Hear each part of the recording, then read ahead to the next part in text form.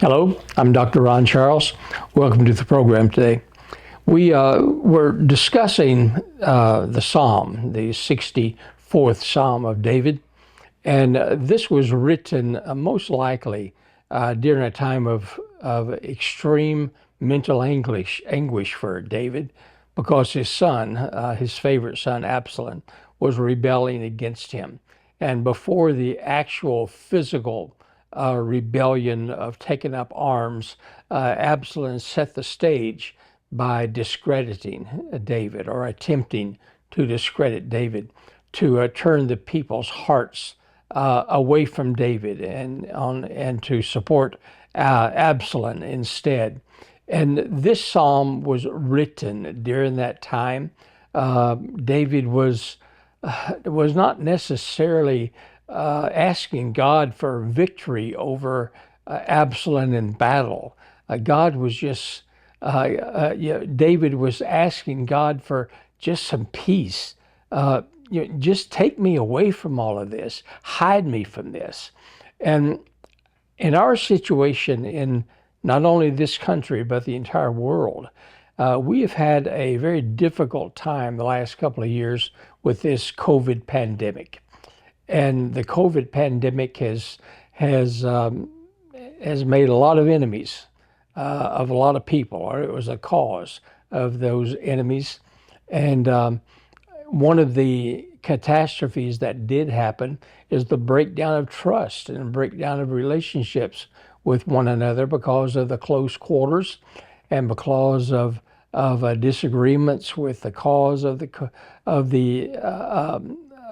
pandemic, or whether it was real or not, or whether you should wear a mask or not. And there's been people that have gone and gotten into fights, and a couple of people that we heard about in Detroit were even shot because they didn't wear a mask to a place that others thought that they should.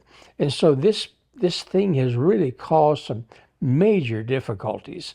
And like I had said before, it's not the first time it happened. David wrote this psalm in the midst of the same type of thing. And so we're going to continue. We read the first three verses of chapter number 64, but now we're going to look at verse number 4, and it says this, that they shoot in secret at the perfect, or the anointed of the Lord. Suddenly do they shoot at him, and fear not. They're not afraid to find fault. So Absalom was not afraid to say things about David. He wasn't afraid to tell the people specifically, this man, my father, cannot be trusted. He cannot be relied upon. You should not pay attention to him because he's not a trustworthy person. And then he continues, they encourage themselves in evil matters. They commune of lying snares privately, and they say, who will see it, or who will see them? Who will know? We can say anything we want to about David. We can say anything, and who's going to know the wiser? We can absolutely butcher this man. We could throw him out of the throne even before it's actually done. In the hearts of the people, they'll reject him. And Absalom did a remarkable and admirable job of this same type of thing. And he did a great job of turning the people's hearts away from David, even though David was the anointed, handpicked by God himself, the most powerful man in all of Israel at the time, the most powerful man perhaps in all of that general area. And Absalom had the ability to neutralize it and to overflow it. In verse number 6, we say, they search out iniquity. They accomplish a diligent search. In other words, they said, that we will destroy him at all cost. Both the inward thoughts and every one of them, the thinkings of the heart is deep. What David is referring to is that of Absalom's efforts, his unchallenged efforts of dragging up everything he possibly could to search out, to investigate, to dig deep, to try to find any and all dirt possible, to belittle and to challenge and to overthrow the love of the people for David. And David didn't know what to do about it. He appealed to God. David, as the king, could have demanded many things. He could have gone to the courts. He could have had a defamation of character, so to speak, lawsuit. But he didn't want to hurt his son. He didn't want to hurt the people.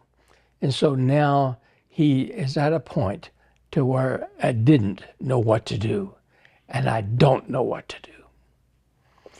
I remember a few years ago, I was invited to a debate in Egypt, and this debate was going to be a religious debate between Christianity and Islam. It was going to be held at the Al-Azhar University, which was the only university in the world that teaches and trains imams. So if you're in your neighborhood or in your region, if there's a Islamic mosque in your neighborhood and it's under the direction of an imam, this imam went to school there at this university. It was and it's one of the oldest and greatest universities in the world, dating all the way back to the 1400s. And there was a large crowd of people there, maybe 3,000 or 4,000 students and faculty members. And so there was going to be a panel between the Islamic imams and Christians. And I was going to be part of that panel of the Christians. And so that particular day, I met maybe 3 hours before then with one of the Coptic priests. Coptic is the Christian Christian Egyptians. Coptic means original, so they are the original descendants of those that Mark the apostle led to the Lord. And so this Coptic priest met with me, and he said, Dr. Charles, I need to tell you something. I said, oh, okay. He says, the Islamic panel has really done their due diligence. They have turned no stone unturned to try to belittle you, to destroy you, to destroy your confidence that the people have in you and in Christianity. They have done some deep research into the philosophies of the Christian Church, primarily the Catholic Church, into the bulls and the decisions of the popes, and they've looked into the leadership, the Christian leadership, and they've done their due diligence in finding controversies and misrepresentations of the Bible and all kinds of things. And he says it is primarily for the purpose of discrediting you and discrediting Christianity in Egypt. And they have done a remarkable job. And I just want to prepare you for what to expect.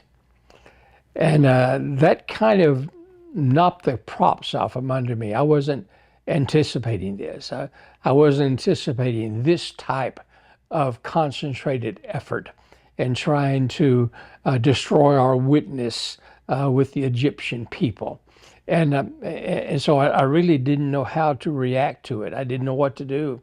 And so I agreed with what David said. I just said, Lord, I don't know what to do. I don't know what to say. I don't know how to react to this. And so the fear of what they may say, or the fear of what they are going to bring up, was greater than the event itself. And so I was in intense um, confusion and conflict, and the only prayer I prayed was like David said, and I said, Lord, I don't know what to do. I don't know what to say. Maybe you can cancel this meeting. Maybe you can hide me away someplace, and we can do this at another time. But God chose not to do anything. And so they began. I was on this side. Originally, we had 9 chairs set up. And on the other side, there were 17 chairs set up. And so they brought me in and seated me in my chair. And then a few minutes later, they came in and removed 8 chairs. So I was by myself on the Christian side. But on the Islamic side, there were 17 imams. And the rector of the university, the leader, he says, Dr. Charles, since you are in the minority, then we will have the Islamic side speak first. I said, okay. And so I was breathing prayers, and I was bombarding heaven's doors, seemingly to none avail. And and for the next 3.5 hours, they absolutely, totally, and completely bombarded everything that had to do with traditional Christianity. They blasted the doctrines of the church. They blasted the papal bulls. They really got on the bandwagon about the bloodiness of Christianity with the Crusades and the European religious wars, and they got into the leadership of Christianity, of the Christian church, and they capitalized upon the King Richard and how he slaughtered the Muslims, and the St. James and how he, with his sorry sword, destroyed hundreds of Muslims, and St. Andrew, how he destroyed hundreds and thousands of Africans who didn't believe, and on and on and on and on. And it just was going nuts. And they were criticizing the Bible and talking about the controversies associated with the Bible and the misconceptions and the misunderstandings and on about how you can't trust the Bible to be true because of all the conflicts associated with it. Can't trust Christian leadership because they are non-compromising and they're ruthless.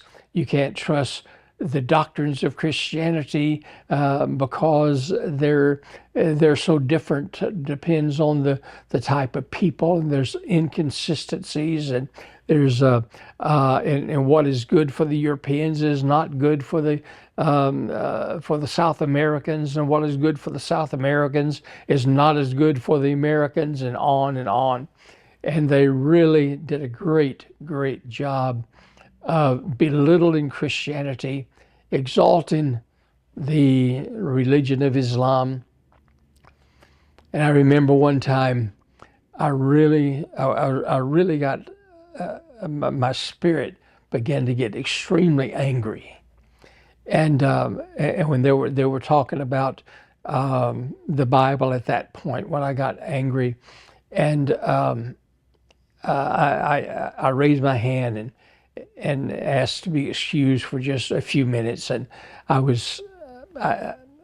said I needed to go to the restroom, but what I wanted to do is collect my thoughts. I had to get my anger be cooled down, and so while I was away for that 5-minute break, I told the Lord, I said, I can't take this anymore. I got to say something. I have to. When I get back in there, I'm going to demand a voice. And the Lord said to me, okay, but first of all, I want you to read Exodus 14:14. I had no idea what Exodus 14:14 said. And so I got my Bible out and I turned to it, and Exodus, it had to be about the children of Israel leaving Egypt, and so it can't be too controversial, anything about that. And so I looked at it and I read it, and I said, "Oh my Lord, you can't be serious." He said, "Yeah, I am serious. Read it." And it says this: "The Lord shall fight for you, and you shall hold your peace." And so the Lord was telling me, just shut up, Ron. Just shut up. I'm going to fight for you. I'm going to do it. So just let me do what I need to do. And so we went back, and there was another hour or so went on. And then finally they gave me my opportunity. And they said, "Dr. Charles, we invite you now to have your rebuttal or to say anything that you want to say." And I said, "I really don't have a defense against what you've said. I'm not a student of the doctrines of the church. I can't explain the bulls of the Pope. I can't explain the dogmas of the Catholic Church or the Orthodox Church or the Coptic Church. I can't explain those things. And so I don't know them. So the bottom line is this: I'm not a Christian." And then the whole audience just gasped. I said, "Really, I am not a Christian, because I don't know about all this Christian stuff. I don't understand why the Crusades took place. I do know that there was a great slaughter on both sides, but why it had to happen, I'm not sure. I don't understand that. So I can't support that. The doctrines of the church, I don't know. And so I am not a Christian, but what I am, I'm a follower of Jesus Christ. That's who I am, a follower of Jesus." I said, as far as the Bible's concerned, the Bible is not the foundation of my faith. And again, that type of thing. I said, again, let me repeat, the Bible is not the foundation of my faith. The foundation of my faith is Jesus. His life, his teachings, his crucifixion, his death, and his resurrection. That is the foundation of my faith. The Bible is the record of that foundation and the record of the people who was associated with that foundation. As far as leadership is concerned, I don't have a Christian leadership. I don't know anything about Andrew. I don't know anything about St. James. I can't justify the killing of thousands in the name of Christ. I can't justify that God wills it. I can't justify that. But I do know this, that my leader and the only leader that I have is Jesus. And he is my perfect example. And Jesus never killed a single person. Jesus never belittled a single person. Jesus never destroyed a single person's life. Jesus never rejected a single person who came to him wanting forgiveness. He is my leader, not the Pope, not the president, not the saints, Jesus only. So, from this time forward, I want the people of Egypt to know and to understand openly that I'm a follower of Jesus. I'm not Christian. My foundation is Jesus, not the Bible, but I love the Bible. I get inspiration from the Bible. I get leadership and direction from the Bible because it is a record of my foundation. And my leader is Jesus. And he's the one that I am going to honor.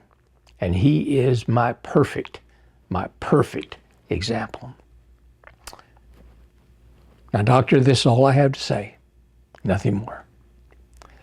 Then the moderator, the rector of the university, stood up and he says, Doctor, we have nothing to say.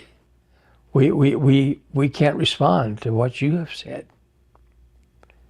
And so they dismissed.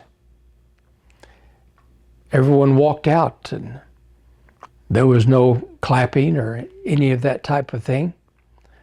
But that was the very last time that I ever had to face persecution in that country. Before then, it was very regular.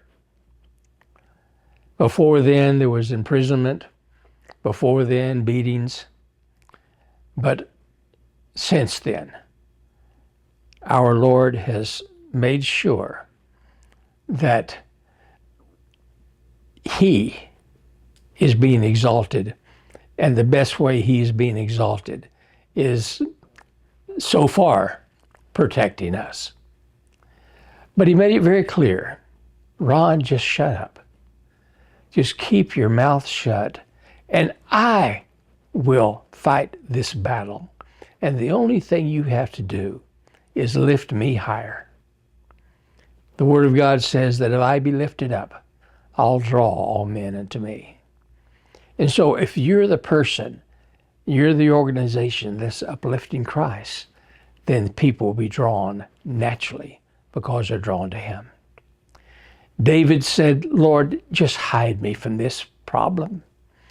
Just take me out of the way because my son is destroying me. He's doing things, he's fomenting these plans, turning the people's hearts against me and against you. I've been chosen by you, and now they are rejecting me, so they are rejecting you. They're rejecting your direction. They're directing your will. They are rejecting your purpose. So they're rejecting all things with you. They lay in wait. They make plans behind closed doors. And they find ways to destroy me. They do everything in their power to get everything that they possibly can to make things bad. But you are God omnipotent. And after David had mentioned all the things that's being done to him and all the things that are being said, then he comes to a conclusion in verse number 8 when he says this, So they shall make their own tongue and fall upon themselves. And you, O Lord, will take it away, and they shall flee away. And all men shall fear, and they shall declare the work of the Lord, for they shall wisely consider that they are doing is wrong. And so David puts the whole thing to rest by saying, but God, you're the one that's in control. You're the one that will be the ultimate victor. I don't know how you're going to do it. I don't know how you're going to stop them, whether you're going to shut them up or whether you're going to let them talk so that they can find themselves caught in their own trap. I don't know how you're going to do it, but I do know you're going to do it. If you're in that situation today, let Jesus be the one in control of your life. If you've been a victim during this COVID problem, or even without that, just people talking about you, maybe falsely, people talking about you, trying to belittle you, trying to hurt you, hurt your personality, saying things that are not true, trying to destroy your reputation, then you too have a choice. You can go to the lawyers. You can file lawsuits of defamation of character. Or you can do as David said, and as he instructed me to do in Egypt. I will take care of you. Vengeance is mine, saith the Lord. I will repay. I will protect you. Just keep your mouth shut. I remember the Lord told me one time I was really angry at some person. I wanted to do bad to him like he did to me. And then the Lord said, okay, I'll give you permission. I'll give you permission to defend yourself just as much as I defended myself. I said, oh, Lord, you sure know how to hurt a guy. He said, leave it to me, and I will handle it. May the Lord bless you today. Dr. Ron Charles has spent over 50 years researching and uncovering the truths about the life of Jesus and information that proves the historical authenticity of the Bible. Gleaned from his years of tireless work, research, ministry, and archaeological work, and watch the pages of the Bible come to life like never before. Go to cubitfoundation.org and place your order today. All proceeds go directly to Cubit Foundation's efforts around the world.